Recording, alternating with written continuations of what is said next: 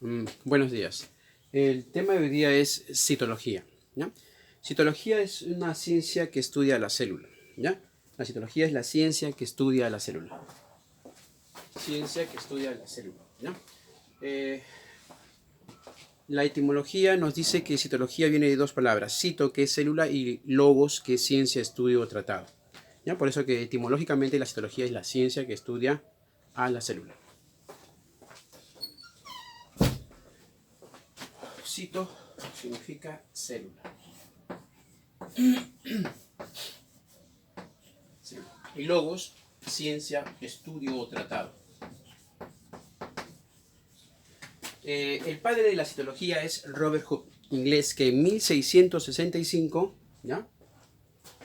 1665, hace un experimento y lleva una delgada lámina de corcho. El corcho es esa cosita que meten en las botellas de vino. El corchito ya corta una delgada lámina de corcho y lo lleva al microscopio, ¿no? De hecho es corcho. El corcho es un material que se obtiene de un árbol llamado alcornoque, ¿ya?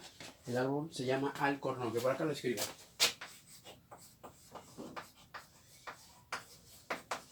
Alcornoque, ¿ya? Entonces de este árbol se obtiene el corcho, que es un tejido muerto. Es por eso que cuando él observa en el microscopio ve unas estructuras así, vacías, sin nada. Y esas estructuras tienen forma de el panal de abejas, las celdas del panal de abejas, ¿no? Las celdas del panal de abejas se pueden ver a simple vista. Esto no, esto se ve cuando se usa el microscopio. Entonces son celdas pequeñísimas, microscópicas, ¿no?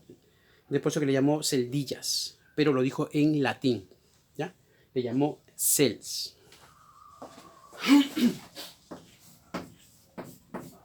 Entonces, cells es latín, que en castellano quiere decir celdillas. A partir de la palabra cells derivó la palabra célula. Entonces, como fue el primero en descubrir a la célula, a él se le considera como padre de la citología, ¿no? Robert Hooke, inglés. ¿Qué es una célula? Dice, célula es la mínima unidad fisiomorfogenética que conforma todo ser vivo, ¿no? Es una oración pequeña donde dicen qué cosa es la célula. Es la mínima unidad fisiomorfogenética que conforma todo ser vivo. Pero como pueden ver, es puesto de 3 colores, porque cada uno de ellos representa una ciencia. Fisio viene de fisiología, que es la ciencia que estudia el funcionamiento, ¿ya? Estudia el funcionamiento, cómo funcionan los órganos, ¿ya? Funcionamiento. Morfo viene de morfología, que es la ciencia que estudia la forma, la estructura, qué forma tiene. Entonces, la morfología estudia la forma. Y la genética es la ciencia que estudia la herencia de los caracteres de padres a hijos. Cómo pues un hijo tiene las cejas del papá, el cabello de la mamá, el color de piel de la mamá, el tamaño del papá. O sea, todas esas características que tiene un ser vivo son heredadas de padres a hijos. Entonces la genética estudia eso. Entonces tenemos que la célula es la mínima unidad fisiomorfogenética que conforma todo ser vivo. Otra forma de decir el concepto de célula sería de la siguiente manera, ¿no? Es la mínima unidad estructural, funcional y hereditaria. ¿Ve? Es otra forma de decir el concepto de célula. Es la mínima unidad estructural, funcional y hereditaria que conforma todo ser vivo. Pero aquí está más contraído, ¿no? Con la palabra fisiomorfogenética. Bien, clases de células. Vamos a ver las clases de células. Eso depende de los criterios, ¿ya? Los criterios de clasificación. El primer criterio según su fórmula. Según el ser que forma, perdón. Según el ser que forma, habrían células animales y células vegetales, ¿ya?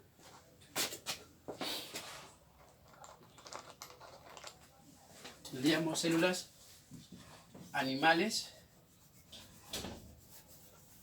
y células vegetales. Bien. Ahora, según su nutrición, ¿cómo obtienen su alimento? Estas células, hay 3 tipos de células. Es otro criterio, ¿eh? Según su nutrición. Tendrían células autótrofas, heterótrofas y mixótrofas. Autótrofas viene de 2 palabras.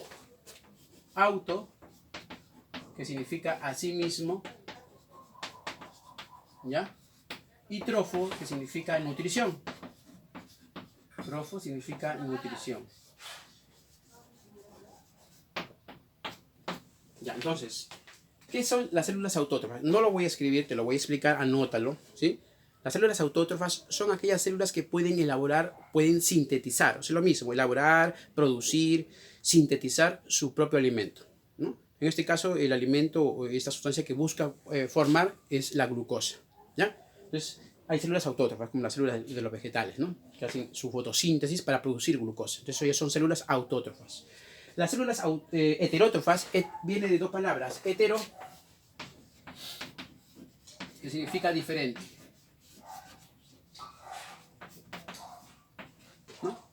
Fracciones heterogéneas, que son aquellas fracciones cuyos denominadores son distintos, diferentes, ¿no? Hetero es diferente. Heterosexual, aquella persona que busca o se siente atraído por el sexo opuesto, ¿no? Diferente a él. Hetero significa justamente eso, diferente. ¿Por qué razón? Porque su forma de obtener alimento es diferente a las autótrofas. Es decir, ellos no pueden elaborar su propio alimento. Lo que tienen que hacer es consumir a un autótrofo o quizás a otro heterótrofo. Por ejemplo, una planta tiene células autótrofas, ¿no? Una planta, ¿cierto? Es un ser autótrofo también. Nosotros nos comemos la lechuga, que es un ser autótrofo. O nos comemos a otro heterótrofo. El conejo es un heterótrofo, él no puede elaborar ese alimento, esa glucosa no la puede elaborar, pero se come a la planta. Y nosotros somos ambas cosas, ¿no? Por ejemplo, nos comemos a la lechuga o nos comemos al conejo. Entonces seríamos mixótrofos, ¿cierto? Entonces, perdón, no, mixótrofos, somos heterótrofos, ¿ya? Porque nos consumimos a autótrofos o a heterótrofos, listo. Ahora, en cambio, los seres mixótrofos son aquellos que se comportan como autótrofos y como heterótrofos a la vez. Ejemplo, la euglena. Ya, esto, a ver, autótrofos y heterótrofos a la vez. ¿Ya? A la vez. Ejemplo, la euglena. ¿Ya? La euglena es un ser microscópico, unicelular, que cuando está en un estanque, ¿ya? Cuando está en un estanque, comienza a comerse a todos los protozoarios, a los otros seres que están ahí. Cuando hace eso, se está comportando como un heterótrofo. Pero una vez que ha eliminado a todos los seres vivos de ese estanque, no queda nada que comer, entonces hace fotosíntesis. O sea, usa la luz solar para poder producir su alimento. Entonces se convierte en autótrofo. Entonces, un mixótrofo es el que se convierte, el que es autótrofo y heterótrofo a la vez. ¿Ya? Entonces esa es la diferencia. Bien. Eso es según su nutrición. Otro criterio de clasificación de las células es según su estructura. Hay células procariotas y células eucariotas. Las procariotas son estas de acá. Se dicen que son células primitivas. La teoría dice que son las primeras células que aparecieron en nuestro planeta. ¿Ya? ¿De dónde viene el término procariota? Pro significa primitivo. Y cariota viene de carión, que significa núcleo. Las células procariotas son aquellas células que tienen su material genético, o sea, su ADN, disperso en el citoplasma. A ver, veamos. Esto de acá es membrana, esto de acá es citoplasma. ¿Ya? Acá ponemos membrana. ¿Ya? Esto de acá es el material genético.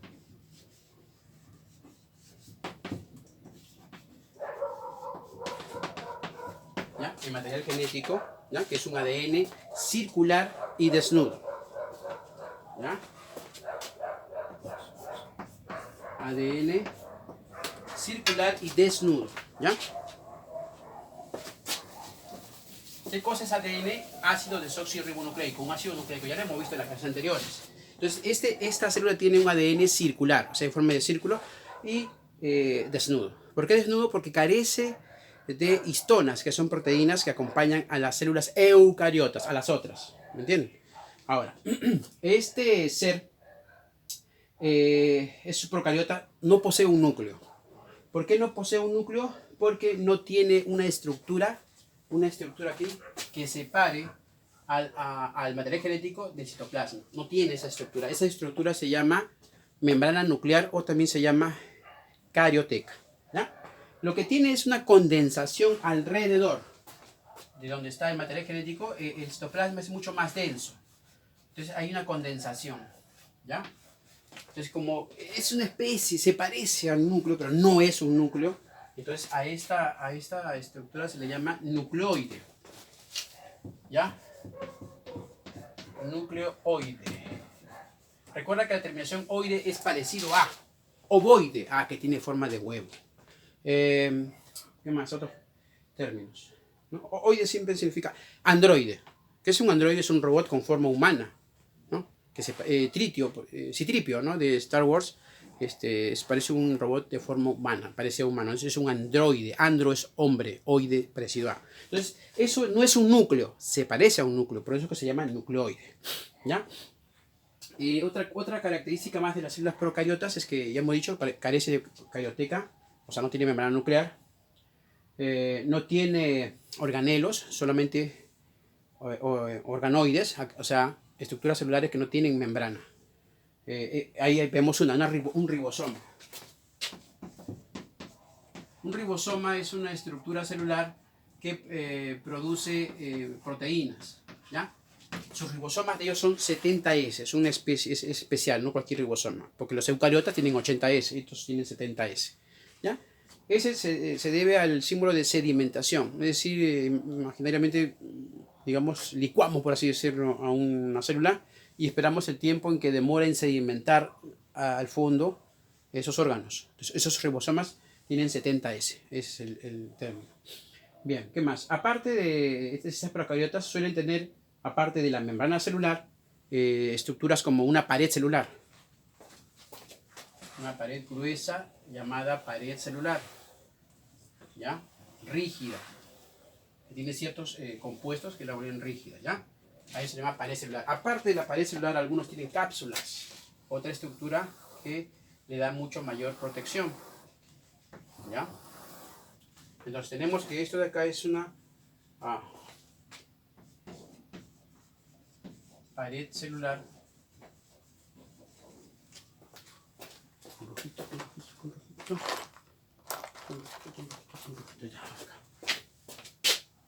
Este de aquí es la pared celular, mientras que la otra es la cápsula.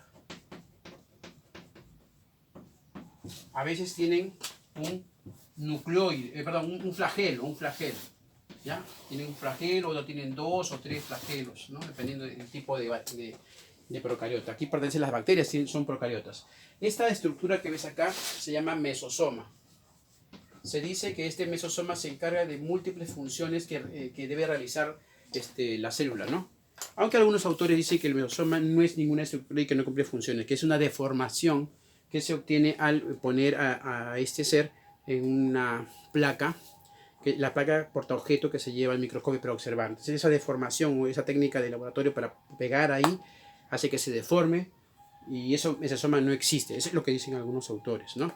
Pero la mayoría dice que sí, es una estructura especializada en realizar ciertas funciones de las bacterias, ¿ya? Entonces, esas son las características de una célula procariota. La eucariota tiene otras características y otras estructuras que veremos ya en la próxima clase, ¿ya? En Citología 2, la venganza.